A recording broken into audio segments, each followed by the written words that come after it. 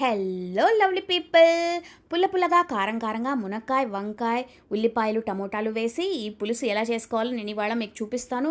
ఎంత బాగుంటుందంటే అంత బాగుంటుంది. మునక్కాయలు అయితే ముందుగా కొంచెం హాఫ్ బాయిల్ చేసి రెడీ చేసి పెట్టుకోండి. ఇప్పుడు కడాయి వేడి చేసుకుని దాంట్లో నూనె వేసుకుని ఆవాలు జీలకర్ర మెంతులు వెల్లుల్లి రెబ్బలు కరివేపాకు ఎండుమిరపకాయలు వేసుకొని చిన్న ఉల్లిపాయలు సన్నగా తరిగి దాంట్లో వేసేసుకోండి. టమోటాలు సన్నగా తరిగి వేసుకోండి. ఉప్పు పసుపు వేసుకోండి. దీన్ని మగ్గడానికి మనం ఒక 2 నిమిషాలు వదిలేసిన తర్వాత మనం ముందుగా ఉడికించుకున్న మునక్కాయలు వంకాయ ముక్కలు వేసేసి నీళ్లు పోసి మూత పెట్టేసి బాగా మగ్గనివ్వండి.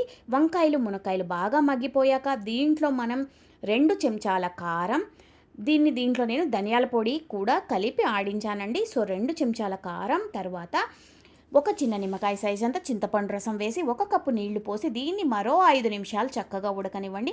బాగా దగ్గర పడిపోయాక సర్వింగ్ బౌల్లోకి తీసుకుని వేడి వేడి అన్నంతో ఎంజాయ్ చేయండి.